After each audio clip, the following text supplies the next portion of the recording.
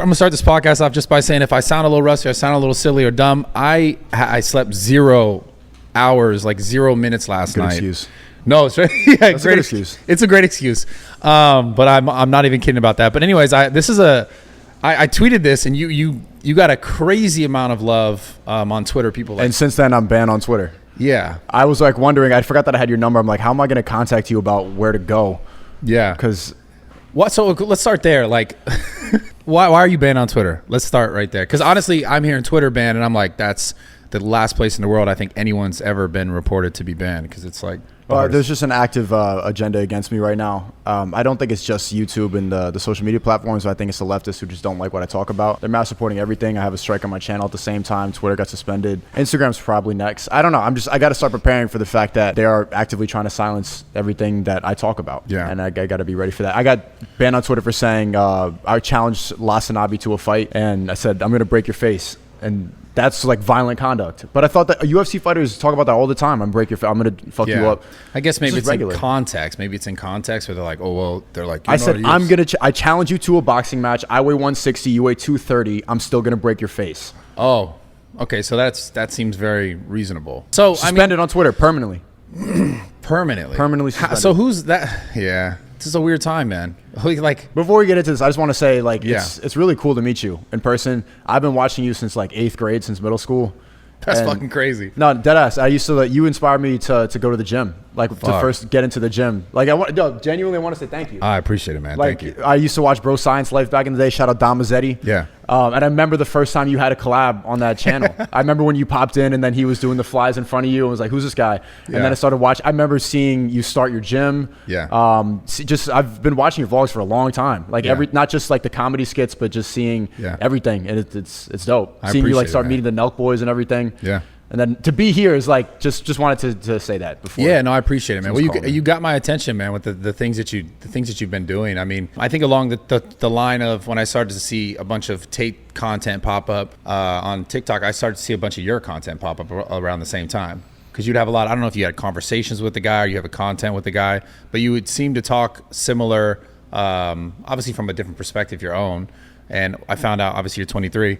But I guess my question to you is like, what's your purpose in all of this? Like, why are you doing what you do? I want to seek truth through funny. I always found that my favorite comedians, there was a level of truth to it. My favorite comedians are not just like being funny, being a clown, making dick jokes. Yeah. They're the reason that the stuff that I laugh at the most is stuff that's true. Like, it's funny because it's true. So my favorites are like Louis C.K., Dave Chappelle, Patrice O'Neal. Those people, or Bill Burr. The funniest bits and like the bits that I think about the most are just reveal a truth about the world, and in a way the joke connects it and it can kind of debunk a whole topic with one joke. I've always loved that the most, or like George Carlin's social commentary through comedy. Yeah. So that's what I want to do. I want to entertain people, but I want to follow truth to get there. So what got you thinking about comedy but through truth? Like, what made you start to think that way? Because of what you saw? Yeah, just watching stand up when I was like 10 and just like, whoa, this is dope. Like just one guy alone on the stage, being able to get ahead of the whole audience, stuff like that. There's just the whole stand-up comedy in general. Just fell in love Why with do you think you as just a human, you think you seek truth? Because that's a different, like, comedy is one thing, right? But like trying to seek truth through comedy is a completely different thing. Because that's what's always the funniest thing is what's true. Like when you're sitting around with a group of people, and then there's tension or whatever diffuses the tension is just someone cracking a joke. Like if someone's self-esteem gets too high, someone brings them down. Stupid, haha. Everyone, because it's grounding. It brings you back to reality. So do you feel like you're completely grounded? Do you feel like there's times where you're not? Yeah. No, and that's what people talk about me, like they compare me to Tate a lot. I've never called myself an alpha male. Like I'm here saying that you inspire me a lot to get into the gym. Like you help motivate me a lot. And I've never like tried to put up that image. Like I'm not a professional fighter. Like I'm a YouTuber. You know what I'm saying? Like I don't know everything. I'm a young guy. I've grown up on YouTube. I've been doing YouTube for 9 years. I don't try to put up that image. I'm trying to figure out in a roundabout way, like, where you come from, like where you started, like who you are, and like why you're doing the things you're doing. So I'm just asking you questions that I'm trying to like. That's just always what's mattered to me the most. Yeah. Like I just don't care about anything else besides that. But how'd you develop that? Because here's the thing, right? Now we know nowadays you can't just say anything. Obviously we started this talking about you got banned on Twitter for. The freedom of speech is dead. So yeah, like what makes you still go, okay, 23-year-old, right? Successful on YouTube. So you're successful on Twitch, right? No, I stream on YouTube on my second channel. So you stream on Twitch? No, on YouTube. You stream on YouTube. My bad. I can't right now. I have a strike for election misinformation. So you've always streamed on YouTube. So I just started 2 months ago. That's crazy. I just started. I grew 600,000 subscribers this summer. It's just from streaming. So on my second channel. This is where I'm getting at with this question. Sorry, let me rephrase this. Is you have success. You're 23 years old. You've obviously watched content creators that you really thoroughly enjoy, like people who've inspired you in different avenues of your life. You know that you can make an incredible living from YouTube, right? Until I get banned, yeah. Okay, yeah, but this is what I'm saying. So this is what I'm getting at. You know that that's possible, though. So why am I seeking truth instead of just playing the game? Kind of like I want to know, like, I don't know. Sometimes I feel like there's different ways to go about the truth seeking. You know what I'm saying? There's different conversations you could have. Like even when we talk about Tate, like there's different things he could have done that could have allowed him to. And this is just my perspective. Let's say he don't give a fuck. It doesn't matter. He just wanted to do it because he's already successful prior and all his reasons why. But there are always different ways to go about things that can help people see truth from a different perspective or in a different lens than what they're normally used to. And the reason why I say this because we're talking earlier. So you're saying simplify it, dumb it down so that you don't get banned? Not necessarily. No, I think it's about the way you seek it. Right. So when I was telling you earlier, like, you know, we have this like idea in our world today, our society, everyone's like freedom of speech and left side and right side. And like these people are in power or these people aren't, or, you know, these voices are being swayed left spectrum, right spectrum. Right. And then we want to fight for the side that we feel like, hey, this is right. And the other side wants to fight for the side that they feel like, hey, this is right. Okay. And I said that to you earlier about fighting. Mm-hmm. Fighting is the reason why we're here, why we're getting to these points of like, that guy's gone, this guy's gone, right? Because everyone's thinking, okay, that side has the more power right now. So if you're not on that side, then you're gone. So the reason why I brought up, it sounds weird, but surrendering and not fighting, and you don't surrender fully, right? Because if you talk about like, I mean, shit, I even saw this on your header, your Bruce Lee, right? Yeah. Right. The idea of being combative and like having to fight sometimes creates just more and more fights. And so I'm not saying you surrender and give up and you don't speak your mind or you don't speak your points, but you think of different ways through it. You have to navigate around the system. Exactly. You got to play the rules of the game. But even when you do that, they still will try to cancel you for anything. They try to say that I'm harassing people. So who's saying this? It's just like everybody. Like there's a new video trying to cancel me every single day. And it gets repetitive at this point. People call me up like, why don't you react to this? I'm like, you all sound the same. Do you think so? So here's my question. And do you think though because like I'm trying to put myself in your position, right? When I've had the most friction in my life, there was moments where I'm like, why is this happening to me? Who's doing this to me? Why are people doing this? I know who's doing it. I don't know, but why. What I'm telling you is this. I used to feel like, why is this happening to me? Why is someone doing this to me? You victimize yourself?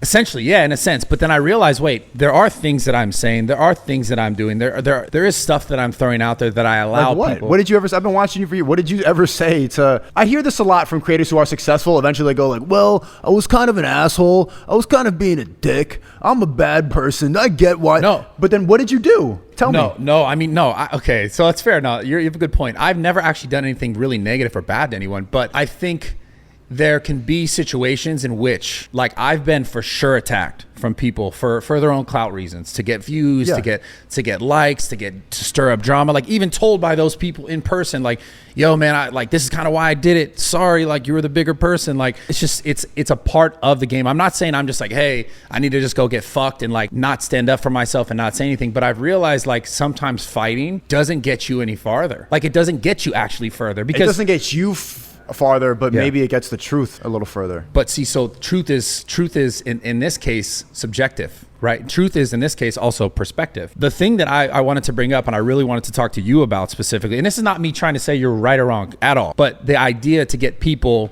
like you and everyone else listening to think, almost encourage the listeners or the viewers just to think more critically. That's what I do. Yeah. And I'm not saying you don't. That's why I encourage long form content. I say people always clip stuff out of context and they try to make it look bad. Yeah. I tell people all the time, think for yourself because all you are brainwashed. People look at TikTok now and their attention spans are so bad. Yeah. They get manipulated, they get swayed. This is bad, and they flip like that. Yeah. I tell people all the time to think critically. So the question, so this is the thing, right? The question is how do you think Because it's one thing to say, and I was literally up all night thinking about this last night. It's one thing to say people should think more critically, because I think that is the root issue in all of this. We talk about like the cancellation stuff, the issues in like people free are speech. manipulated with their emotions now. You can manipulate with fear and empathy. It's very easy to. The reason that people got so mad at you for keeping your gym open was like, he's killing my grandma. But it's just a gym. Your grandma's not in Bradley Martyn's gym. That makes no sense. Yeah, I mean, there's so many reasons around that one. Yeah, it's so this is what I'm saying. So how do you think as creators and influencers, because you have a lot of influence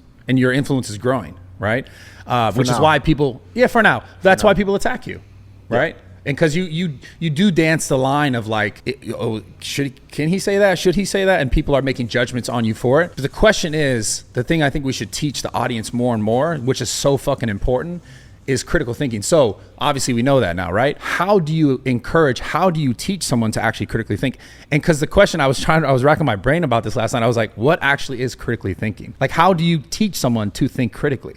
Because that's part of learning. Yeah. Like, what do you think about that? Like, how do you think you could teach someone to think more critically? You just tell them. I don't know. You have to analyze the situation. Don't get manipulated based off one clip. Yeah. You have to watch multiple perspectives. You need to get out of the little bubble you're in. I think just acknowledging the fact that most people are brainwashed immediately is the best way to start thinking critically. The fact that you just listen to one side and you believe one side, you're polarized just from that. But I don't think you can. Like, we could tell people think critically now. You can't force someone's brain to work the way it should work, and they don't want to. People don't have the attention spans. Like, even most people will not watch this whole podcast. They'll see like a 2-minute clip on Twitter or on TikTok or something like that, and now they'll make a whole judgment off of the whole show, and they don't know what we're talking about or the context. And that happens a lot. So I think it's more often than people actually watch the whole show. Oh, I think it happens. Yeah, I think it happens. I mean, I can look at watch time in videos and podcasts and be like, most people watched 20 minutes, 19 minutes of this, and it was an hour-long podcast, right? And so they kind of went and found the parts that they wanted to see. Like, that's typical on YouTube. Like, if you have a video that's an hour long, people,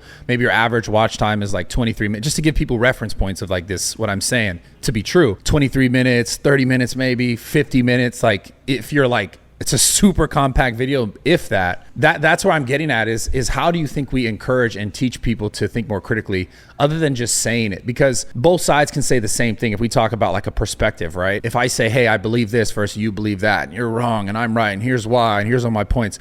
I think the way to critically think and to encourage critically thinking, like for people to, it's hard, but like you have to be willing to not accept the other perspective to be true, but you have to be willing to be wrong. Be wrong, put yourself in those shoes and go, what does this look like? What does this really feel like? Why if you put yourself in that other person's shoes, like in this case, like this, like what's his name? Don't say his name. Fucking guy. Anyways, you put yourself in his shoes and be like, okay, why is this guy I know exactly why he's doing that, because they are told, I'm on the right side of history, I'm saving people, I'm right, they're wrong. They don't even know, they don't even think about the possibility that they could be wrong. They don't even think about how they're like preying on someone's downfall by trying to get me banned. They don't think about like how this is affecting me. They don't think about like maybe if they disagree that they could try to communicate. There's no more communication. And it is coming from the left. We have prioritized your people's feelings over truth. If you feel harassed, if you feel bad, you can delete their channel. You can silence them. It's like it's child behavior, and we've encouraged it. And every single social media platform has encouraged it too. And I genuinely think it's almost too late for most people in Gen Z. I think there needs to be a new platform. I think there needs to be a whole new system, because even the way I hear you talk about it now, like, sometimes I realize like I've made some mistakes and blah, blah, blah. Yeah. People doing that over and over and over again is how we got to this point. People can't handle it. They can't hear, they cannot disagree. Maybe the best way to encourage critical thinking is to be okay with disagreeing. But because even conversations like this are so rare. You know how rare it is for people to even be like mentally capable of having a disagreement now? People get offended so quickly, and then they'll start attacking, they don't even know how to challenge their own beliefs. People are so stuck in their ways. I'm saying like we really need to start a new platform, because Facebook, Twitter, they've all encouraged it. And I'm going to say this again. We were talking about the impulsive podcast that just came out.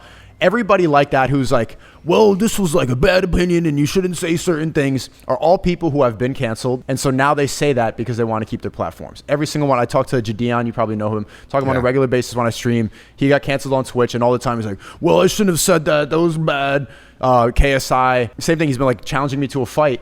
because KSI? I called him out. Yeah, KSI, because he's got way more experience. He would win. But I called him out because he said, thank God Andrew Tate got banned. I'm like, what the fuck are you talking about, bro? You're literally, thank God someone got banned. Preying on someone's downfall. I called you out. Your name is KSI. Knowledge, strength, integrity. That's what his name stands for. Where's the integrity? You know what he said after people called him out for that?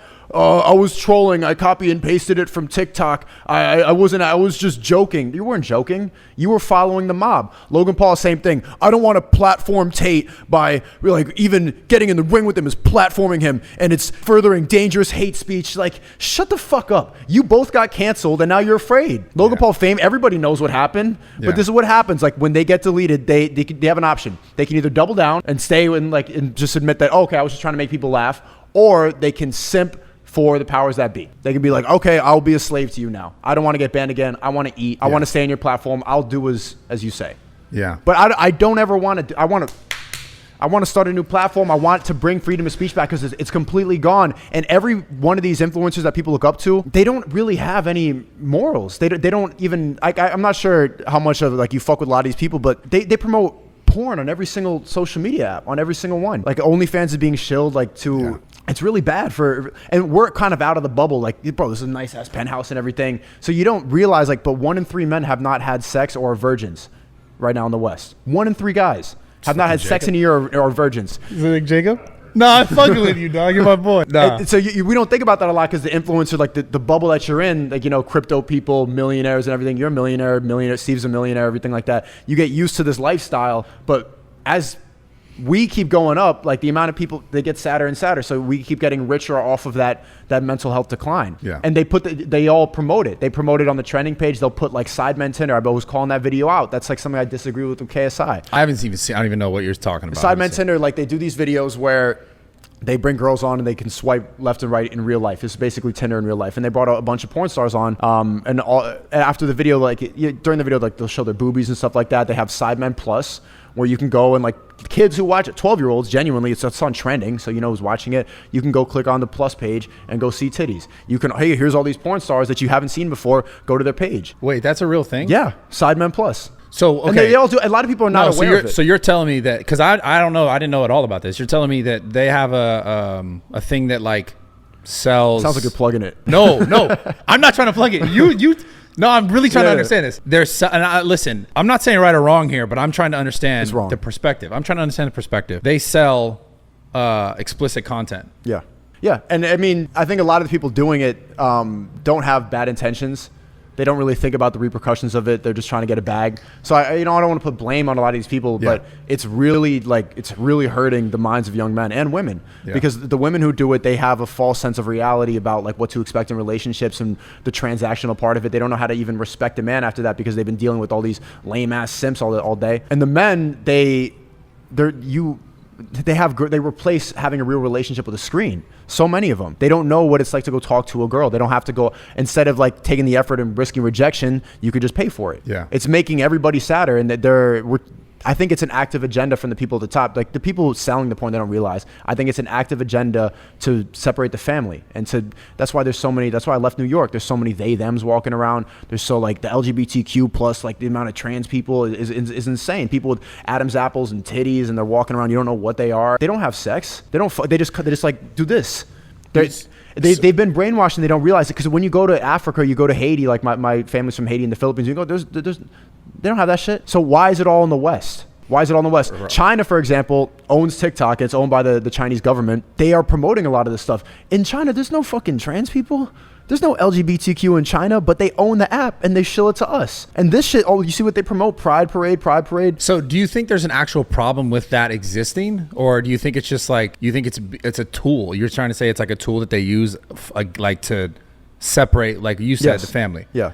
They're trying to weaken us from the inside out. I understand what you're saying, but do you think that those things could exist independently? Meaning like someone could still have the right to choose to be what they want, etc., and still let it not be like they don't even want to do that. They want to do it for attention. It's all just for attention seeking. That they give up after like 3-4 years of doing it. Everybody who turns into a trans or a they them or like starts putting LGBT in their bio, it's to get hold on. So here's where it gets dangerous, right? No, but this is why they do it. I'm not saying that but I'm saying that most people do it. And you could look at, there's a subreddit called D-Transit. The amount of people who regret doing it, they go, this is the new me. Yeah, you can't stop me.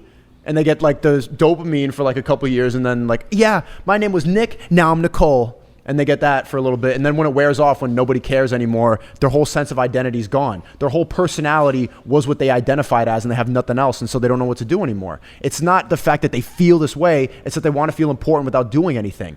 So here's my question to you though, right? I hear what you're saying. How factual, because this is then we're talking about the ideas of context, right? How factual can you say everything you're saying right now is 100% the truth, right? Because I'm sure there are people out there who make these transitions and that's them. And they stay that way. And in whatever transition that they make, they're like, hey, this is what, like, I'm a girl now, I'm a guy, whatever, right? Vice versa. You can't say for certain that every single person falls into this category of regret at some point. You know what I'm saying? Like, that'd be like that's like the same thing if we're talking like what he said about Tate or what they said about this person, take it out of context, you see a clip, like where are you getting the information to say that this is, and that's what I'm saying. I want to get at this point. To do these definitives like this is it, that's when it gets dangerous. I don't think you could ever find that information perfectly because they manipulate all these statistics. I get it. So, but when you say stuff like that as an influencer and as a creator, I just want to make this point. It becomes dangerous because when it goes like an absolute, this is it. Because if you said it, if I listen to what you just said and I'm a kid and I look up to you, I'm going to go, what he said about this, it sounded like this. So it is like this. And then you start to treat everyone like this is the way, right? But it's not that simple. And that's when we create issues. That's when it creates problems. And that's when it's like, what's the problem? Not allowing someone to live fully in their truth. You judging someone based on what you believe to be true. Everybody has their truth. Why can't there be just the truth? I'm not saying there's not the truth. Everybody has their truth now. And if we all have our own truth, then there's no basis of reality. But the same could be said if I'm not trying to attack you. If I flipped it, the same exact thing could be said about the things you're saying about truth and your truth and what you believe to be true. But I can back up what I'm saying. I'm saying that there's just men and women because biologically you're born a male or a female. If you ask these people, have you seen Matt Walsh's What is a Woman? That whole series. Bro, if you ask these people what is a woman, they have no answer. Because their identity is based in nothing. They cannot even answer a question as simple as what is a woman. It's all, well, it's what you identify as, it's your truth, it's all made up. It's delusion that everybody lives in. But there is a truth, you're born a man or a woman. It's as simple as that. I hear what you're saying. So my question now is, why do you think you find it so important for you to like draw those lines so sharply? Why is it important for you to draw the line sharply? Because, like I said, well, it's bigger than just trans people. I'm not just trying to talk about that. I'm trying to talk about how people are like. This is one example, a great example of the brainwashing that's happening. I'm not trying to draw a line. I'm just saying that social media has programmed people to believe in a lot of nonsense because everybody wants attention. Everybody wants to feel special and unique, and people attach these things to their personality to make them special. They put their gender pronouns in their bio. That's the bigger issue. Okay, so what do you think is the most important? Like, what do you think we all are trying to seek genuinely? Everybody? What do you think? Happiness. Okay, in the form of, what do you think is the deepest form of that? Love. You're smart man. Okay, so I'm glad you said that because I fully believe that. Everybody knows that, like, deep down. That's what God is. God is love. Everything is, that's the end goal of happiness. And because everything's so fast now because of our phones, we are seeking dopamine more than we're seeking love. So identifying as this, putting BLM in that, all these things that we do to the canceling someone else, this is the right thing, you can't, that's not love. Right. That's a dopamine hit. Yeah, I got that. I got him. Yeah. I did it. And then it fades off. And then they're on to the next, like, what do I do now? And then those people end up depressed and they have mental health problems. They don't realize why. They say, I've just been dealing with I need a break from social media. They don't realize it's your fault. The stuff that you were attaching to, the stuff that you were ingesting made you depressed. I'm on social media all day long too, but I have a realization of what these people are, and I've thought critically enough. So now when I see these people trying to cancel, or I see the stuff people are saying about me, I've heard it all before. Right. It doesn't affect me because I've moved past it. I know how to think critically, and my bigger goal on social media is to ultimately, and I know it might be hypocritical for me to say that because I yell a lot. I'm aggressive sometimes, but is to get people to love for real. Like that's what laughter is. Laughter is spreading happiness, is putting a smile on someone's face. That's love. I agree.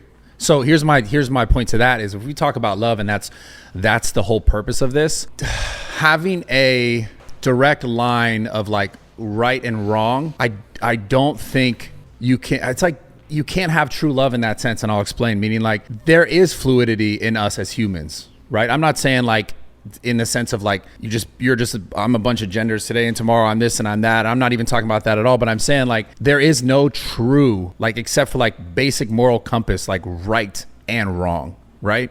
Meaning there's like a basic moral, if I attacked you, if I hurt a baby, if I did something just for no reason and I harmed you, right? This is a true, like, innate, I know this is wrong. Like, kids know wrong before they're ever really taught wrong. They know they're not just gonna like hit another kid unless like they're kind of fucked up before they learn it, right? But innately we have like a base moral compass of like right and wrong. Would you agree? Yeah. And what would you say those things exist as? Like, give like a few like what's basics. right and wrong? Yeah, basic things that no one really has to teach you, but you know it, like just you shouldn't hurt other people. Yeah. You shouldn't steal. Yeah. You shouldn't take other people's stuff. You should earn respect. I think a lot of the basic ideas that you hear in all religions, which is why I think religion is necessary. Personally, I don't find it necessary. I believe in God, but I think religion provides specific rules so that it doesn't get confusing to people. If they follow these rules, then they end up living, even though there's differences in religions, overall, if you follow these rules, you'll be a good person in life. I feel like I innately can decide what's good and bad. If you look internally enough, you do enough self-reflection, you could figure that out. Like, yeah, don't fuck with other people's stuff. Be a nice person. Yeah. Look people in the eye. Like, so here's my thing when I think about this whole concept and everything we're talking about. We identified that the fact is we all want ultimately love, and we all want to feel love. We all want to feel loved, right? Every single human being is at a completely unique point in their life where they're trying to learn how can they fully experience that? Can they fully allow themselves to feel that? Like, are they worthy of that? Like, oh, this is fuck. This is weird. Anyways, it reminded me of something. So we're all trying to get to that point in our lives. And the issue that I'm having somewhat in this conversation, somewhat with this ideas of like right and wrong and like this and that not being okay, is like we're all trying to figure out literally at our own pace, because that's the only pace we can be at, what is right and wrong for us from an external source, like from everyone around us, right? I could have this innate, I know that I shouldn't steal from you. I know that I shouldn't hurt you, right? I know that I shouldn't physically harm you. As far as my relationship goes with you as a human, like, let's just say right now we disagreed on something, right? What if I don't have the tools necessary in order to have a proper disagreement with you because of all the other things in my life or how I've got to that point in my life, so that now we have a tiff, we have a disagreement because I believed a little bit that way, or I believe like 10 steps over here and you're 10 steps over there, and now we have this agreement and now we're not agreeing. So the reason why I'm saying all this is to say how we truly fix all this shit is by getting people, number one, like I said earlier, to be able to be willing to think more critically about themselves. But even so, that's not enough, because what I know right now as a 33-year-old is completely different of what I knew when I was 23, 10 years ago when I was your age, right? You're a very smart young man. There's no doubt about that, right? The thing that I'm trying to draw this like comparison to is like, we're all on our own time. So I can't say to you or to any of these other people who think they're far left or they're far right, yo, you're fucking wrong and I'm fucking right and this is the truth. Because I do believe genuinely that well, I don't know everything. Right. So part of my existence online is not trying to put up a guru image, which I think a lot of like politicians do. Like Trump did that, Tate did that. Yeah. They were like, I know the answers. I know. I'm trying to secret, and I've taken L's publicly. I talk about everything in my life. I talk about mistakes. I'm a very open book. I would say I'm like one of the most honest people that I've seen on the internet, because I've grown up on there. It's too late to turn back. Everything that they try to expose me about is shit that I've said. So I'm not afraid of like people trying to uncover it. I've said it first. I'm not trying to say that I know everything. I'm actively trying to seek it. I've changed my mind on a lot of subjects. Only recently, the past couple months, have I really started saying like I believe in God. I grew up a Catholic and I was an atheist for years. I was like believed in evolution. I was talking about God isn't real and it's all science, blah, blah, blah. But recently, I've changed my mind on a lot of subjects. I voted for Trump in 2016. I didn't talk about that for a long time. I talked about Bernie a lot because I was afraid of getting canceled. I didn't want people to call me a racist or something like that, even though I'm Blasian. I was afraid of a lot of, and I talk about that. I talk about everything. And so that's why my motto is seek truth through funny, because I will never be fully right. I will never know everything. We're all human. We cannot know everything. We are prone to make mistakes. We are imperfect. And we don't know everything. Well, a true master, I think, at something is someone who's willing to say, I don't know everything. As much I don't as know I know everything. As much as I know, straight and up. I never will. But so when we talk about now, if we go back to what we were saying earlier, to say that, you know, this person's right or this person's wrong or this is the truth, that's when it gets messy, right? When we start talking about like, this is the only way for things to be, or that's the only way. You think that's what I do? No, slightly. Yeah. When did I do that? Or when you started talking, you didn't say like, I guess it wasn't a definite, right? But when we started talking about the gender pronouns, I'll be honest, it felt a little bit like you were standing in a perspective of like, there's only one reason why this stuff is happening, and that's because of an agenda at the top. But I don't think that's true enough to say. I don't think that is the only truth, because I think there are people out there. Why are there no old people who are gender fluid? I'm not, listen. Why are all the gender neutral people Gen Z? Listen, I don't have an exact answer for this. There's been gay people before, but gender fluidity is just... I don't know that though too. I also don't know that if there, I also don't know there's right now today. There's no old gender fluid people. How do you know that? There's not one boomer saying, I'm non-binary. Are you sure? I am sure of that. Are you sure? No, that's an absolute, I could say there's not one. One in the whole world. Don't exist. See, this is that, but I don't know. Bro, I don't know though. Nah, do you really know that though? I know that for sure. How? You talk to everyone in the world? I've met every single boomer, yeah. They told me. They told me. I know. This is what I'm saying. This is when it gets, that's when it gets dangerous. If you could find me one, then I'm an asshole. And that's I apologize. I'm learning and growing. I've made mistakes. I'm a bad person. No. Don't. I'm learning. I'm growing. I'm growing. No. And I'm going to be better. That was the old me. Yeah, you're so stupid. And I'm sorry. Press the camera button. No, see, but this is, the apology is funny. Yeah, and Logan Paul, what the fuck? Saying, I don't even want to platform him. Bro, everybody wanted you fucking deleted at one point. Everybody. Yeah. You were the most canceled man in the fucking world, and now you're doing the same thing to somebody else. How do you not see the hypocrisy in that? If you're like, well, that was the just young version of me, and now I'm going to go through my journey and get better and learn. Why does that not apply to someone else who's getting hate on him? What the fuck are you talking about? I think, he just doesn't want to get his shit deleted. He wants to make money. He wants to work and be part of the system. I want my bag. I'm going to go sell a fucking Gatorade drink. It's stupid. Yeah, I think the only argument to that, the only argument that could be said is that Logan was, what, I don't know, 18, 19 when he fucked up. 21, 22. 21, whatever. And then the only argument is to be like, okay, but Tate didn't fuck up. How did Tate fuck up? I don't know. So this is the thing. He never apologized. Logan Paul's like, I was a bad person. I was a piece of shit, stupid fucking idiot. And I'm sorry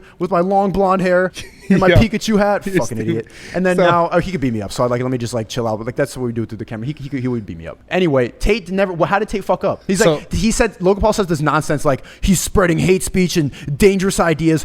Where? Name one thing. People can't. They just don't like the way he talks. Same with me. What is it? Try to point something out about everybody tries to cancel me. Try to point it out. One sentence. One belief. Nothing. They just don't like the way I talk. I see what you're saying. I think the thing that I said earlier about the gender thing could be a reason why someone would be like, I want to cancel that guy because he's not respecting the thing that I'm growing in, right? Fuck that, bro. I'm just saying. That's another bullshit Gen Z liberal idea. You have to respect me. No, you don't. You need to earn respect. I don't know you. Just because you declare your pronouns to me, I'm going to change the language for you. So I got to give you the opposing argument here is going to be like, you're absolutely right. I don't think someone needs to just respect someone just because they said they're this or they're that, right? But then we start talking about this concept of the platforms. Like if someone could sit on a platform and use that platform and go like, hey, this is how I think. And the platform itself is like, yo, basically go fuck yourself, you're banned because we don't want you on our platform saying that shit. They do have the right to do that, right? That's the issue with it. The problem is Logan Paul siding with that.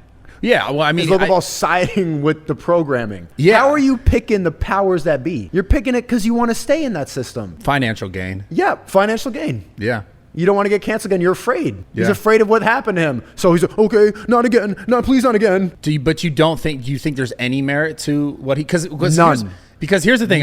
So when we're talking about all this stuff earlier, context. When you tell me Andrew Tate didn't do anything wrong, I don't have enough. I see enough context of random clips where he'll say some dumb shit which I'll see the whole clip and then be random clips. Yeah. I'll see the whole clip and I'll be like, obviously this has to be a joke. But now it all comes down to how someone receives a joke or perspective, right? For example, me and Steve did a podcast the other day. It got a ton of views. Steve was on the podcast saying that he jerks his dog off, straight up, right?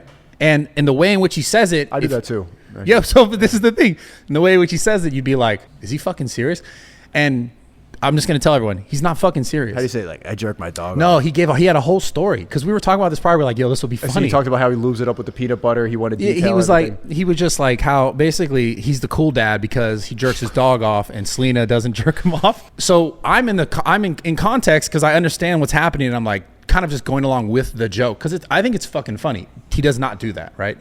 But people go, what the fuck, is this guy serious? Like, that's fucked up. And like, I'm reading comments and like, people do believe it. So that's what makes it funnier.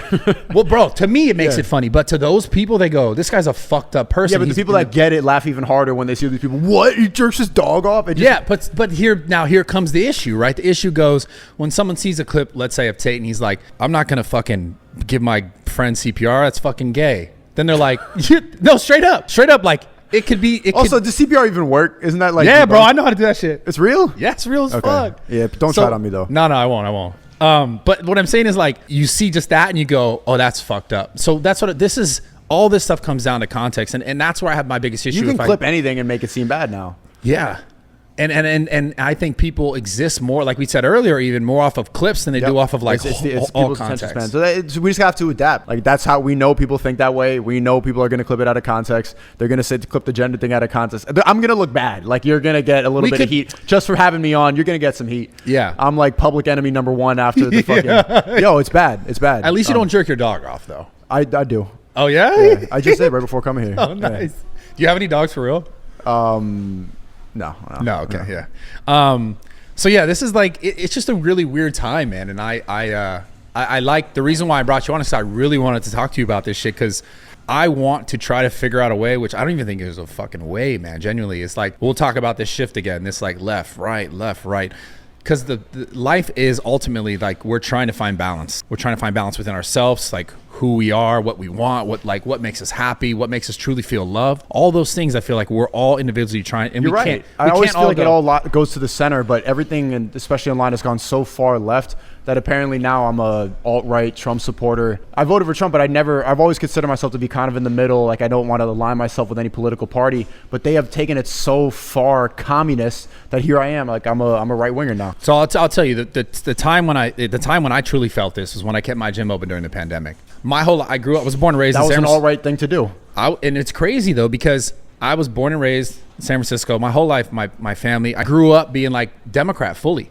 I didn't even, but I also didn't know even what that meant. I just knew that was the good side. That was the side that I grew up on and everyone was around me, right? Me too, yeah. And the minute that I was like, wait a second, was when I have my gym in California in Woodland Hills, and the pandemic hits, and I look at everything, and I close my gym for a few months, and I cause like right away, you know, like you see videos of like people dead and like on the floor in China, and I'm like, oh, this is the apocalypse. Like people are going to be dropping like zombies. And then I wait a few months and I'm looking around, I'm like, okay, everything's normal in a sense. And yeah, there's all these cases and all these things. And I start to look at it, I'm like, wait, like what is really going on here? And I'm like, okay, I learned a little bit more about the problem, COVID, right? Careful. Yeah. I gotta strike. So I started learning more about the cocoa, the issue, right? Yeah. And then, no, straight up. And then I'm like, wait, this thing could be like not fixed, but the way that it's affecting most people is through like your respiratory system. Are you saying it's all bullshit? No, this is the thing. Are you saying it's all a hoax? I'm saying it's a real thing. Made in the lab? No, I'm saying it's a real thing, right? But I identified it. I looked at all the issues that it causes. Are you saying it wasn't that bad? It's kind of just like a flu, and that we should have locked down? Yeah. So you saying that? I'm saying that I looked at it and I was like, so these are the things that it causes. These are the problems that it causes. And my mind goes immediately, we're shutting stuff down. Okay, we're shutting things down that are deemed non-essential to fight this thing. And so the first things they shut down are gyms. And I'm like, okay, wait a second. Okay, for sure liquor stores and people who sell cigarettes are coming next, because those are actually the worst things for your body. Especially during a virus. Especially during this virus though, because this virus that we're talking about, the thing that we're talking about is it's most critical to like your respiratory system and your heart and your lungs. So this is for sure the thing that's coming next after the gyms. And I'm waiting. And I'm like, wait a second. We're not doing that. We're not closing that down. So we're allowing people, and now people will argue and say, well, that's because liquor can be essential. The reason why is because people have become so alcohol dependent that this is true. If I took alcohol, really dumb, though. Why can't someone be gym dependent, but they can be alcohol dependent? So I got to speak all points. I can understand. Someone could go, point. Right, but it's still a point, right? So, because I can say this is true. If I was dependent on alcohol, and I was an alcoholic because I got myself there. If you took alcohol away from me, I couldn't buy it, I could die. Okay, but yeah, it's stupid that you can Listen, have dependence. You could have dependence on alcohol, but you can't have a gym dependence. Listen, trust me. Look at what the government says you should be is what's an essential dependence. Bro, you don't got to tell me. I just got to set up all the points, and then I'm going to knock them down real quick. So check this out. And then I'm looking like, okay, then for sure cigarettes. All right, if it's not alcohol, because alcohol, there are some arguments people can make. I'm like, all right, cigarettes are 100%. They're getting banned because that is going to make, because we're talking about health now. We're talking about keeping people alive, right? So we're talking about keeping people alive. Then cigarettes, they're going down with the gym, because if the gym can spread it, the cigarettes are going to make the illness 10 times worse because of the added issues from the problem and the cigarettes. Combined, big issue, right? Closer to death. Right? Because we're trying to protect people. That never happened. So we never stopped selling cigarettes. So I'm like, damn, this is crazy. So I'm allowed to choose willingly to hurt myself and complicate my health, but I'm not allowed to choose willingly to do the opposite, literal opposite of that for my health, to be better, to be healthier, to live longer with this thing that we can't fix, basically, because it's here. So I can make that choice, but I can't make this choice. Then it got another step further, right? When they started closing down my gym, I'm looking around. I'm like, they want to close down my gym. What's open? Well, what's open? I'm like, okay, every other big corporation is open. Costco down the street with an outdoor eating area. Mom and Pop's restaurant down the street with an outdoor eating area closed. Can't be open. Same exact setup. Can't be open. Costco's good though. Best Buy's good though. Every giant thing is also good. And I'm like, I'm like, okay, forget about that for a second. Let's forget the local thing, because this is kind of messing with me. They come into my gym and I have these conversations with these health workers. The health workers. No, the cops every time are like, we don't want to be here. We think this is dumb. The health workers go, we're doing our job. And I asked every time they'd come in and try to cite me, I would say, you know what's crazy? I just flew to Florida and there's a ton of people on the plane. And we're all sitting side by side. I'm right next to this person, but you're telling me for my gym to be open, I have to be 6 feet away from that guy. I have to wipe everything down, but I can get in a plane and sit right next to someone. In the airport, they block off seats for social distancing. It's like, don't sit in this seat so that you could sit, and then you go on the plane, and there you go, right next to the fat person. Yeah. So here's my thing, and I'm telling them this, and I'm like, can you please I literally have a clip of this that I never posted, but you have all these things why the gym has to be this way. Okay, but I can get on a plane with a massive amount of people in an airport coming from all over the world this entire time. And then you keep your mask on, and then when you eat, everybody's and even that one, bro. Even the people who believed, like truly believed in all this, or even you'd have conversation with that person about like, I have to wear a mask to walk into a restaurant, and then take it off. And then take it off when I sit down. Or those people even like, yeah, that is pretty fucking dumb. That's besides the point. The point is this: I started talking to these health workers, and I'm like, yo, okay, you got all these regulations in the gym. Can you explain to me, and I would ask them this point blank to their face, how come the airports are still wide open? And they go, you know what their answer is? And this is when I lost, and I was like, this is not right. There's so much not right. And this is like, I didn't care what anyone thought. I said, this is not fair. This is not just. This is not good. Everything in this is bad. Is when they said, well, that's not our jurisdiction. So I asked the guy, I said, okay, so you're telling me that because that's private, right? Or that's a different jurisdiction. We'll call it federal. I think it was federal jurisdiction. And this is public jurisdiction because you're public health, because that's not their jurisdiction, federal health, I guess. That COVID does not spread in that. And they go, oh, well, we don't know. We're going to have to talk to like a supervisor or something. We'll get back to you. And every single time I'd ask them this, and no one ever got back to me. So There's no answer. There was never an answer. And then, it's almost like they wanted, are you saying they wanted to shut your business down? Are they saying they wanted to keep people inside and make people upset? Yeah, it's a weird thing, man. And then I was getting attacked online because I kept my gym open. But yeah, they were doing the good thing though. They were on the good side of history. Yeah, I think they were helping a good cause. I think a lot of people woke up during I did especially. I think I was very aware of the brainwashing. It's frustrating, man, because how they manipulate empathy. I try so hard, because I don't know if this is the kind of person I am, because like I try so hard to always see the other side of something. I try so hard to always see the other perspective of something. And that truly was one thing that I was like, okay, this thing makes no sense. I cannot find any single reason. Well, there's your approach. That was a good example of thinking critically, because you didn't come in with a bias. You came in saying that you're a Democrat from San Francisco, and you had a gym, and you just analyzed the situation. You didn't get manipulated by anything. You just thought critically. You even talked to the health workers. That's a perfect example of how somebody can apply your way of thinking to their life. You didn't come in with some political agenda, not some crazy conspiracy theorist. You weren't trying to like take someone down. You're just like, okay, how does this make sense based on health? And let me analyze this. And it didn't. And they could never even give give you an answer. Yeah. Perfect example of thinking critically. Yeah, and what got me even further, the thing that got me even more like wrapped up in this, the thing that really irked me was when we started talking about like, this is my biggest issue in all this mess, was mental health. Okay, during that time, destroyed, like kids. During, like, during that time, bro. completely destroyed. Like people are separated from like kids. Like you're not learning, they're not growing. You got to stand away. You got to cover your face. Not just that, just like suicide went up. All this stuff went up. Domestic violence went up. All this stuff. Like I thought we were trying to protect people, right? Yeah, I beat the shit out of my girlfriend. And I grew up. Yeah, did you? No, what? Okay, yeah. I don't know. Wait a sec. I grew up without a father, right? I don't know if you knew that, but I grew up without a father, and and everyone talks about it because I've talked about this a few times on podcasts. I'm not trying to just make this a thing that I talk about on the podcast. I'm not going to fucking cry about it, but I want to say this because my father killed himself. He hung himself. So I have a fucking bitch. I have a very like, fuck. Sorry, man. Fuck, I hate this shit every time. I have a very strong feeling for this. So it's good that you talk about it. It helps a lot of people. Yeah, motherfucker. I have a very strong feeling for this. So during this time, right, you start hearing about all this stuff, and I'm like, okay, what is the one thing? Motherfucker. Oh shit, my bad. The one thing that like genuinely fucking bitch changed my life and allowed me to fucking not be dead. Oh shit. Fuck. And that was the gym. Okay. And not just because of the gym itself, but because the people that I met in the gym, the conversations that I had in the gym, the relationships that I built in the gym, the father figures that I met in the gym that I was seeking my whole life. You could tell. I mean, you motivated me a lot growing up. Like you were one of the biggest inspirations I had to get in there. I think you inspired a lot of people. And yeah, I appreciate it, man.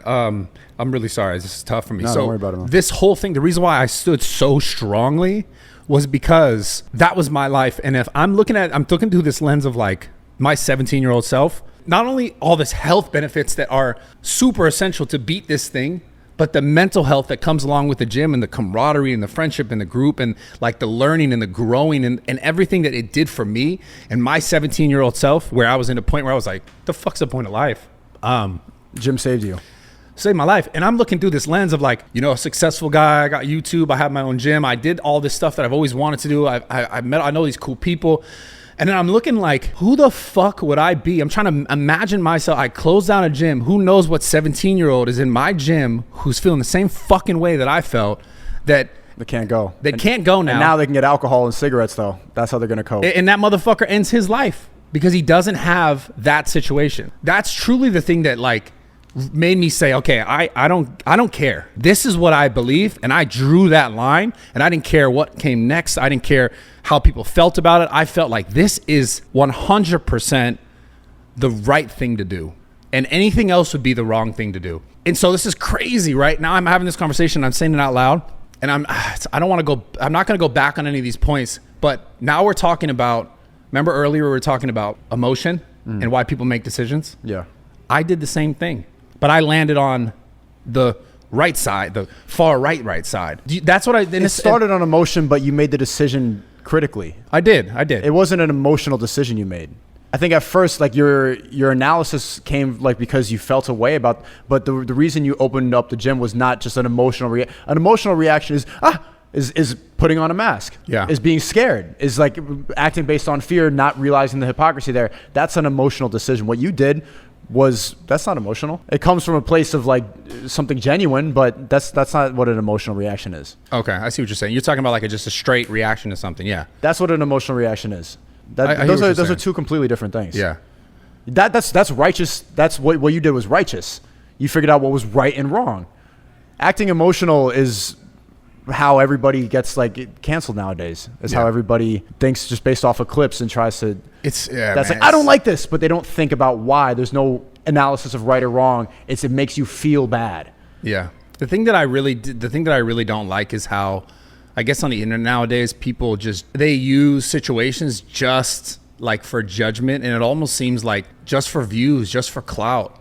Yeah. And like that's a thing that I'll get off the other topic and go into this is like I feel like that's one of the most frustrating parts of like being a creator on the internet. And like I don't expect anyone listening who's like a viewer or someone who's not a creator to like fully understand this, but that's one of the things that I really do not like about the internet is that like someone will take some clips from here, things you said, maybe things I said, and be like, these guys, fuck these guys, because I feel like this, right? Because you're on the radar of like some of those people that do that like their content is literally the way they make money is to hate on other people. Yes. And that's the thing that like it frustrates me, because none of the content that I ever made ever was negative to make people feel bad about the things that they believe or they think for some agenda or whatever the fuck you want. No, I could always tell it was positive. Like everything, even when you first opened up, what's the name of the first gym you opened up? Zoo Culture. Yeah, Zoo Culture. Even when I remember, like, even wanting to get a membership there, like my friends would talking about, yo, what if we get a lifetime membership?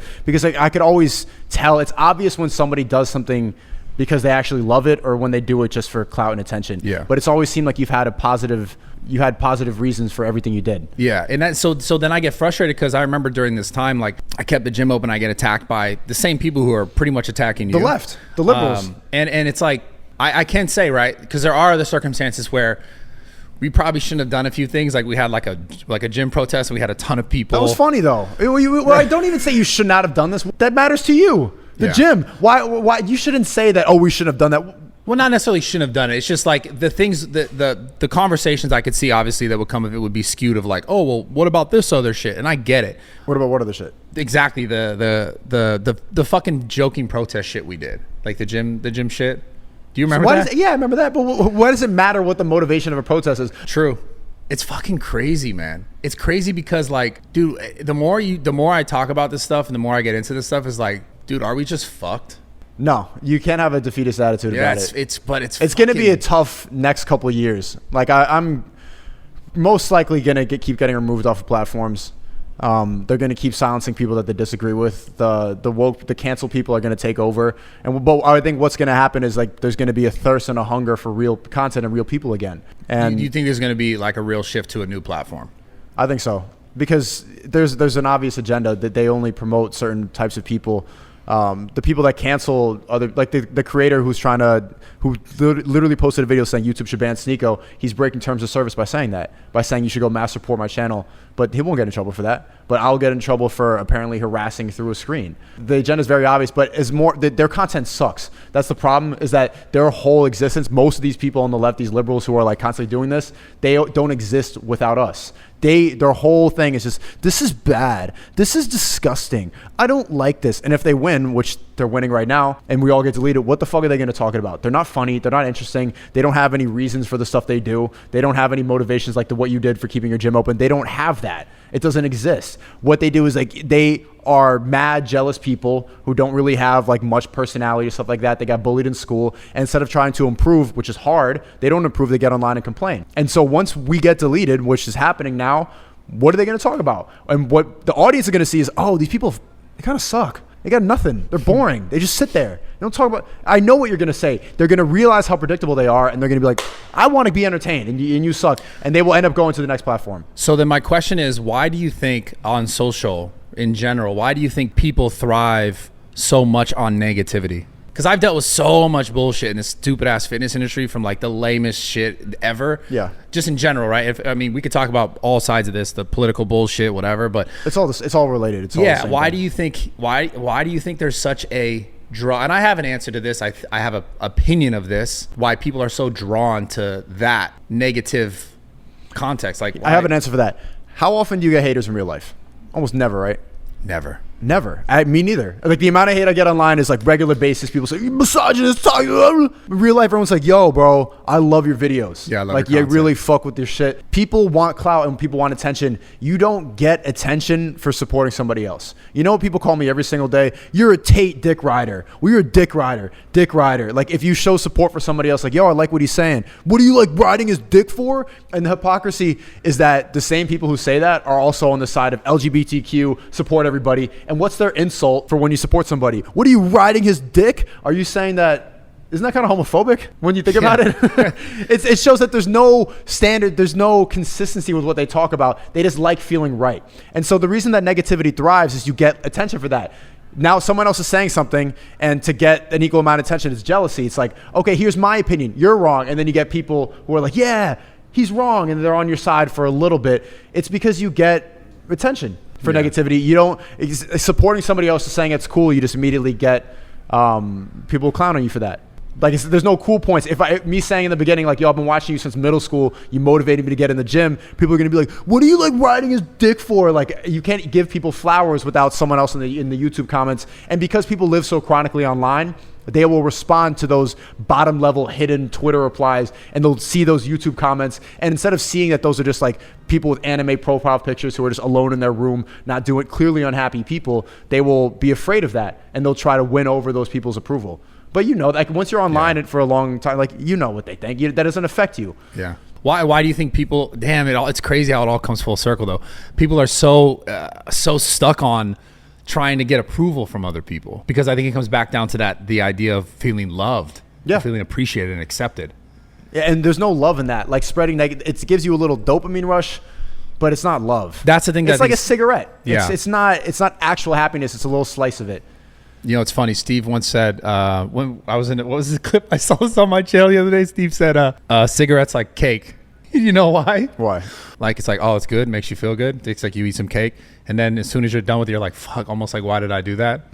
Anyways, stupid joke. The point is this, man. I think I'm so interested in this because, like, the idea of negativity and the idea of, like, thriving on negativity, the thing that fucking gets me every time when I think about it is the people who are spewing it and the people who are like, you know, I just want to make you wrong. It's like, I want to talk bad about you. I want to say this. I want to pull you down so I feel like I can go up. It's like where does that really come from? And I'm trying to understand. It's because they want to feel the love. They want to feel good. They want to be validated. They want to feel right. And it's to me, it's just generally sad, because ultimately, if I look at you as a human being and I go, man, what you said is fucking wrong. You're stupid. You're dumb. You're bad. I'm smarter than you. You're an idiot. You believe this and you should believe that. It's like, bro, that negativity. And you think that's what I'm doing? No, I don't think that's what you're doing. Okay. Not at all. That lives in me. If I let that. No, everybody has it. I got it too, but you have to work past it. It's harder to say something genuine. It's harder. It takes more effort to say something nice. Yeah. It takes the negative reaction going, this is dumb. That's your first thought. That's an emotional response. Yeah. But saying something genuine or trying to understand somebody or trying to think critically takes more mental energy, and people are dumb. Most people are dumb. So that's the thing, man. We talk about it. I kind of said a little bit about it earlier. It's like everyone learning at their own pace. That's the biggest, not issue. The biggest thing here that's true is that, like, the kid who's 15, the kid who's 23, the kid who's 33, the guy, whatever, guy, kid, whatever you want to call it. Even the 23-year-old, right? You might have, who knows why, more of a gift to see a situation, understand a situation, create rational thoughts around a situation than a 33-year-old guy. Because we all learn at different paces? Yeah. And so that's the thing that makes this so complicated, is that, like, we could always sit from a standpoint of, like, this is what I know, but someone else can only sit from the same standing point that they have from what they know.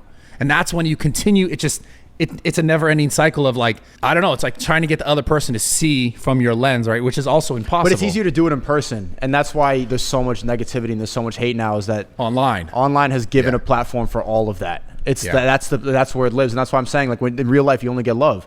You only get people being genuine. That's where you go. It's gonna fuck up the next generation. Like that's why there's gonna be a lot of people who don't know how to think critically, who are just gonna say exactly what they're told to say. They're gonna avoid saying something controversial because they don't want to get any hate. But I'm telling you, for people who are starting this stuff, you just got to get used to it. You just got to train yourself to. Yeah. It is what it is. That's just the nature of the internet now. Most people will start, they'll upload their first video, and when they get that comment, you suck. They cry. They don't know how to do it. Or it's like someone tries to start live streaming, when they get that first spam of L's. Yeah. Wow. Oh, man. You don't know how to handle it. But it makes you stronger. Like me growing up on YouTube and everything, I would say, it sounds lame, but the thing that's made me the most mentally strong is growing up on YouTube. It's because reading the comments and seeing so many people for years, it's just like, you know how when you get bullied in school, you end up stronger? Yeah. You end up like better, like your character. Everything. I've been bullied by the internet since I was 14. So it's like, what are you going to tell me that I haven't heard? There's nothing you can say that I haven't heard about me. It's an interesting concept. I mean, it's the truth. Like, that's how you get better at anything, is through fucking it being difficult. Yes. Like the same That's reason. why bullying is good, because it's difficult. Bring bullying back. You need to be bullied. You need to be bullied. But we're telling, because of like everyone's so soft and we're pushing this, like your feelings, people don't even get bullied anymore. They don't have any character. They don't have any, that's why everyone sounds the same. You need to have like someone say, stupid, you look dumb, that hat's dumb. I think, not your hat, but. No, it's all good. I think it's also because of the internet, right? Because if we talk about if we talk about where most hate lives now, it does live on the internet. I'm trying to put myself in this perspective, which I can't even fully understand, but young kids who I don't even know how old they are now with a phone, with a social media account. Some kids have more followers, some kids have less followers, some kids get less. Because it's all comparative. Like we all lie and pretend like we don't care, but that's the first thing when you look at somebody who's like, how many followers? Like what's the ratio? And it's crazy now because it's like, dude, at what age is that starting? Younger and younger. Bro, that's fucking insane to me. Kids are 6 years old on TikTok. And TikTok is a brainwashing app. It's really, parents watching this, delete TikTok off of your kid's phone. It's poison. It's weird as shit to me when I think about this. I'm like, where the fuck are we going? Genuinely, like, because the thing is, there can be a lot of good stuff on there, right? But the crazy thing about these apps too, the thing that really fucks me up, the thing that really gets me going, like, what is happening? Is that like, and you can see this very obviously through TikTok. They feed you more of what you already watch. They feed you more of the content they think is deemed like suitable for you. That's why nobody ever thinks critically. Yes, bro. Based on the content that you already see. Like, so if I'm on Facebook and I only watch is like alt-right, alt-left, whatever the fuck, right? Then I'm just fully every time I'm more enforced by this side or this opinion every time I get on. Same thing on TikTok. You watch TikTok, excuse me. You watch more of the stuff, you just get more of the stuff that's related to the stuff that you're already watching. So it's like the context is completely now, it's you only get to know what that guy thinks or what that side thinks, and then so now your ability to critically think is actually being fucking destroyed. So the whole thing in full circle, it's like the thing that is the most important thing for us as a fucking society is to learn to be better at critically thinking and fucking like trying to understand stuff for what it really is, right? Not just going, oh, he said that in context. Okay, that's what it is. But the things itself that we spend 90% of our day on is actually doing the opposite of that for us. It's fucking crazy, bro. Like we live in such a crazy time. We live in a society. Like we definitely live in a society. Yeah, I see what you did. We do be living in a society. I see what you did there. That was clever. That was really clever. No, but it's getting worse, but it's going to be bad for like 2-3. It's going to get really disgusting in 2-3 years. You see it like every day they can't handle someone else. So. But we'll come out of it stronger. I know you're saying right now, like, dude, are we fucked? I don't want to be. For a little bit, it's going to be bad. No, I'm telling you, my prediction, 2-3 years, like, it's going to get, but it always bounces up. What do they say? Like, hard times create strong men, something like that. Yeah. We'll bounce back. Yeah. We'll bounce back. Fuck, man. Anything else you want to talk about? No, we covered it all. That's it? Yeah. Anything? I want to say shout out to my friend Kyle Gelzinas, because we used to watch your shit back in the day. That's dope. And yeah, he was like, well, we were both huge fans. It's really like surreal. Like I was telling him in the elevator, like I'm gonna fanboy a little bit. That's cool. Like since Dom Mazzetti, since Bro Science, like shout out to Bro Science Life, Dom Mazzetti. Yeah, years ago, bro. Yeah, you know where to find Sneako. Just look me up. That's it. Yeah. I appreciate you coming on, man. Smart fucking kid. I appreciate talking to you for sure. And I will say one thing. Oh, shout out to Raw. Before you say that, like shout out to Raw Talk. I especially wanted to come on this podcast because the Full Send podcast, like they get great guests and everything, but the questions they ask are just so mid. Like how many birds you smash, Elon Musk? Like what the like it's very low level. It's just simple stuff. What boxers or briefs? Like, you know, like I want to hear something. They had Lil Durk on. They're like, oh, like that guy Bob Menery, fucking terrible interviewer. No offense to the guy. Like he's like, hey, so there's a lot of chains you got on. How much they cost? Shut the fuck up. Did you do any? Why are you interviewing Lil Durk? You don't know what you. There's no conversation you could have. But you actually have. You are a genuinely curious person, and that's why I'm glad that you talked a lot about critically thinking, because I could tell listening to it the stuff that you've asked. Even with the business owner in Miami, I don't remember his name. You could tell that you're genuinely curious, and it kind of reminds me of what makes the Joe Rogan podcast good, is because you could tell that you actually want to learn. You're not doing this to be on camera and to be like, hey, I'm a YouTuber, might as well start a podcast. You actually want to learn something from us and have real conversation. It's a fitting name to have Raw Talk, and that's why you're a good interviewer. That's why most of them, like I'm not trying to diss the Nelk Boys and everything. I watch all the Nelk Boys videos. Yeah, bro, the interviewers, bro, you need to step your game up, man. It's very, come on, like, I'm saying some wild shit. No, am I burning bridges? I've read a lot of comments. Okay. Yeah. All right. Yeah. But I really appreciate that. Yeah. You're fucking. dude, you're smart as fuck, smart kid, and I'm really grateful for that, for real. And I'm just, yeah, I do genuinely like this, and I really, really value the ability to just have open conversations, no matter like I'd love to talk to these guys. I'd love to talk to that guy who's trying to fucking axe you. I'd love to talk to the other guys.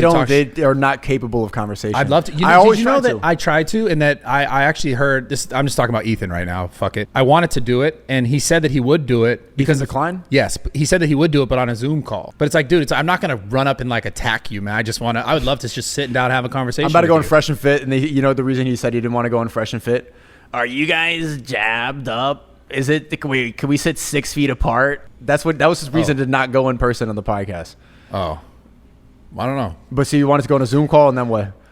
I don't know. I didn't get any farther than that, because to me it's like I feel like to have a really good conversation with someone, it's got to be face to face. I feel, because you can understand someone's like energy and vibe, and you could see where they're coming from, versus like, through a screen you just don't have that. I can't gauge, like, to have a genuine real conversation with you, I can't gauge it just through a screen. No, because you can't feel it. Because that's a real thing. Energy is a very real thing, and you can understand where someone's like, based on their body language, based on like the feedback, like it's just different in person. And I do genuinely fucking love having conversations. I love just learning, because dude, my whole life, like the reason why I love this stuff so much, and why I think that you think that I'm good at it, is because I really want to learn about not just other people, but about myself. Because everything I've ever learned in my life, I've learned also through and with other people. And I've never been a good book guy where I'm like, oh man, if I open this book, I can learn this stuff and I can apply this stuff. I've never learned like that. I've always learned through conversations with someone,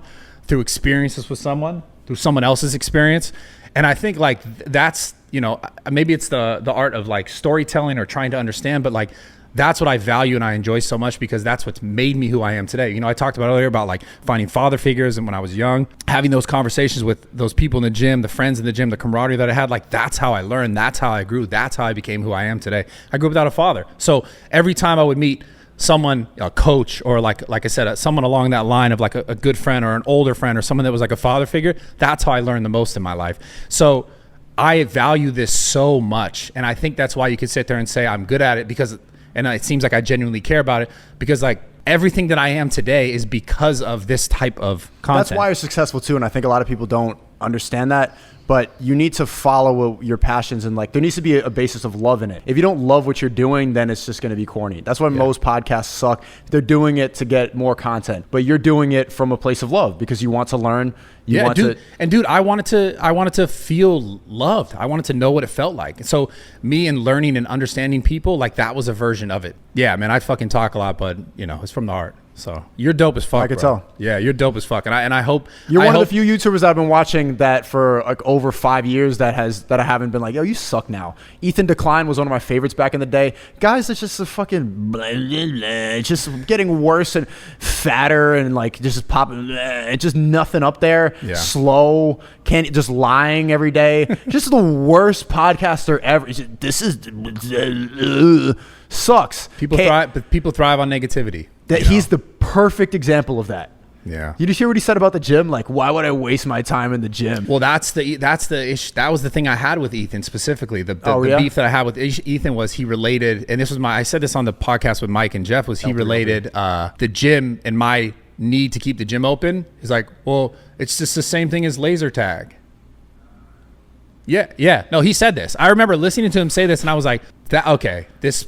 He's delusional. Like, there's just nothing. Yeah, he goes, he related the necessity, the essentialness of a gym and what it can do for someone's physical and mental health to laser tag. And that's the conversation that I want to have with him in person, but he wants it on a Zoom call because he's a pussy. If he did it in person, the whole shit would fall apart. It would crumble. He's afraid. He can't have confrontation. He's never had a debate. He talks about he has a political platform and is too afraid to debate his beliefs. And that's the thing. He's the example of just Twitter cancel culture in a person. And here's the thing to me. This is not even coming from a political standpoint or from a right or left or any of this, like the virus bullshit, none of that, bro. It's straight up from like my own literal life experience and what the gym meant to me and what I know it does physically for the human body and the importance of it and the essentialness of it. And me going, okay, how much this means to me physically and mentally and what it did for me in my life. explain to me how you can go to your audience of millions and millions of people and say, might as well just do laser tag. That's what irked me the most. Yeah, that's really stupid. And so to me, like I said, that's the thing that I was like, that's why he doesn't want to have a conversation. So, but it's really, it wakes you up to the fact like guys like this have some of the biggest platforms and some of the biggest podcasts. It shows like how many people out there are exactly so that's like the that. fucked up thing though, is like, and I can't say without a doubt, I can't go every single thing that this guy says is bullshit. I can't say that. It is. But I don't know because I'll say it. Every single thing that comes out of his mouth is bullshit. I haven't seen enough. All I saw was what I saw in relationship to me. Literally, like I've seen a few. Do you remember his videos back in the day? No, I never watched. Dude, I'll be honest with you. I never watched anyone's content. The only content that I ever watched was FusiTube because that was the first guy who helped me get started. Dom Mazzetti because that was the only gym related content way back in the day I watched him. Reps for Jesus. I watched those pieces of content. I watched some Vitaly back in the day, and then once I started making content, I only watched content that I made and that I made with other people, like the Nelk Boys, Steve stuff. I never consumed other content, so I can't sit here and say I know what that guy said or what he said. All I can say is I know what he said about me, and I would love to talk to him about it in person. Straight up. Yeah, I could tell it's genuine too. I would just like to roast him, to be honest. Like I wouldn't. Yeah, that's where I could like grow off that. I'd just be like, fat ass. But let me, you know, saying okay. See, that's coming from a place like I saw his Ethan decline. Like he used to be funny. He talks. I remember just reacting to a video the other day. He was talking about how like H3H3 Productions will never be a place where I pick a side. I want to have freedom of speech. This is gonna be. He was just like all animated. He's talking about how he's never gonna sell out, and then he voted for Hillary, and then just since then, yeah, and it's just coming from like a former fan. Like, what the fuck happened, man? But that's the thing, right? We evolve, we grow, and then some people just grow in ways that are grow negative, like he's in decline. You just gotta, bro. You taught me how to fucking lift weights. Like I don't want to like genuine. I used to watch. I never had a trainer. Like when I was like 17, 18, I didn't have a trainer, so I would watch your videos about like incline bench and everything, and your form, and you would talk about like how your scapula and stuff like that, and how to like tuck your back in the gym. And I'd be watching Brad Martin's videos, like okay, like I'm doing it right now. Like you were my trainer. Like I'm having flashbacks now back to high school. Like and I went to a boarding school. I had to like sneak out of the dorm to go to the gym because they closed it past a certain time. And one time I even got in trouble with the school because I don't remember what I did. I think I made fun of a feminist or something. Just to this day, still doing the same shit. Yes. I was making fun of a feminist who said, you can't have your gym time anymore. And so they closed down the gym for me. So I had to sneak out and go to the gym. And I'd be there alone like trying to become a man and stuff like that. And like watching your shit. Like dead ass, bro. That's fucking cool. I'm grateful as fuck for that. Steve used to watch my shit too. That's how he found out about me. It's fucking, I mean, I'm grateful. I'm just like in a full circle in all this is like my whole thing of doing any of this was because like I was searching for guidance my whole life. That's why I did everything that I did. That's why I do everything that I do. I wanted to know what it felt like to have it, and I'm looking for it, and then I just became a person that people were like, oh, you're giving me that. And I'm just grateful as shit to even be here, have these conversations with you, to talk to you. And honestly, that's why I wanted to have you come on. I think the thing that I think the most about you, and I hope that you're able to find a way or a voice that allows you to continue to, we'll call it slide through the current system, because I don't want to see you get axed. I don't want to see you not be able to make content.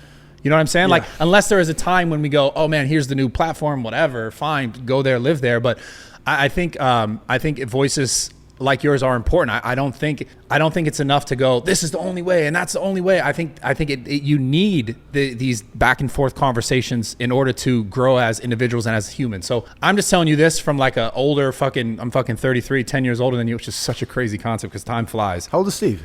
Steve is 24. 24? Yeah, he just turned 24. Steve's young as fuck. But it's like, I'm just encouraging you to like, I don't know, just not I guess we're saying it, just think more critically in order to like get your message or your thoughts out there to the world in a way that doesn't fully alienate people, so that they don't feel like, oh, we got to attack that guy, because that sucks. Yeah. Because then you find yourself in a position where it's like, you know, you have to fight this other uphill battle, which is just like, there's different ways to go about it. And I hope that you continue to find your voice and to learn to like, to not, you're not going to say, okay, I'm going back on what I believe or back on what I think. But, and this goes for everyone watching, like, don't be afraid to be your true self. I know you kind of like that one. But like your truth. Yeah, no, you're stupid.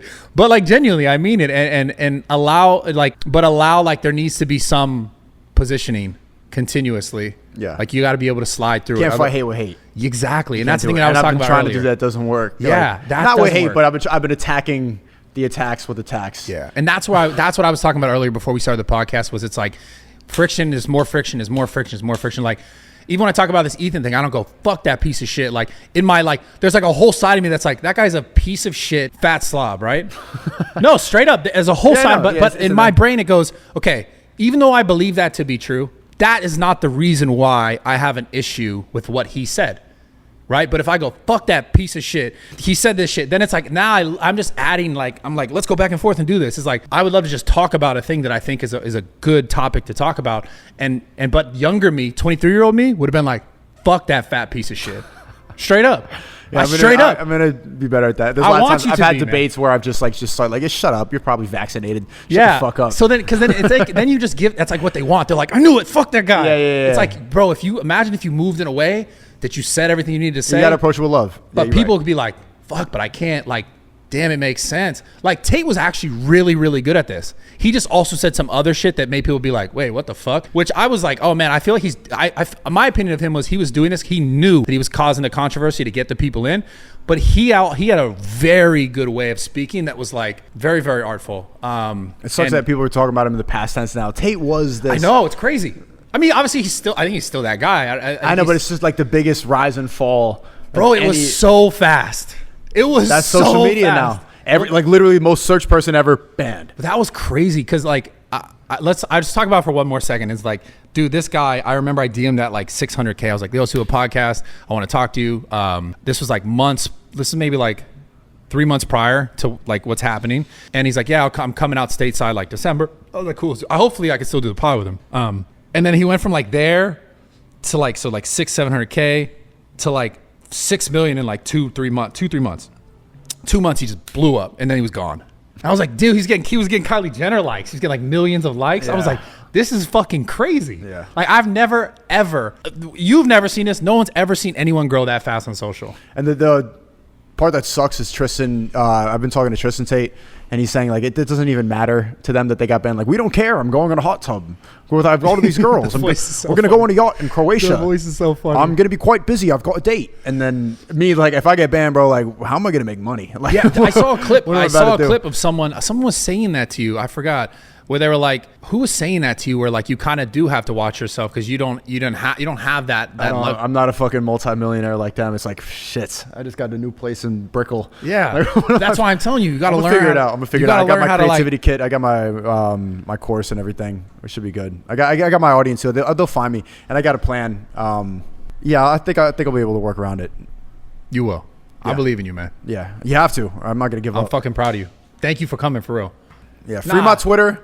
Free my Twitter. Who's the Elon? No. He didn't. It fell through. I don't know. Yeah, it fell through. I don't know who owns Twitter. Yeah, I have no. Actually, I think it's some like conglomerate in the Middle East or something. Habibi? Yeah, stupid. Okay. I actually don't know. Whatever. It could be. Fuck it. We're out of here. Gone. Whatever. Subscribe to the channel, RAWTALK, every Tuesday, 11 a.m. I love you guys. I'm on Spotify. I'm on iTunes. I'm on all that good shit. Check it out. Show some love. Drop a like. Drop a comment. If you're on iTunes, drop a little review. I don't even know what the fuck is on Spotify, but do whatever's on there to make it be more cool. Right? That's it. That sounds good. Yeah. Make it better. Improve it. Yeah. Like add value to it, like through like good comments or good likes or just subscribe or all that. Like add the button. It's probably a plus sign. Or you can leave a negative comment and you can hate forever and you could, this is dumb. And you watch 3 hours of people talking and then you hate it. You can do that too. No. Those people will watch 4 minutes and be like, fuck these guys, I'm out. No, there's some people who watch the whole thing now and still psychoanalyze. They'll watch like me, like 4 hours on Fresh and Fit. I hated that. You sat there for 4 hours? Anyway. We're out of here. I appreciate you guys. Thanks for coming, man. Peace. Yeah.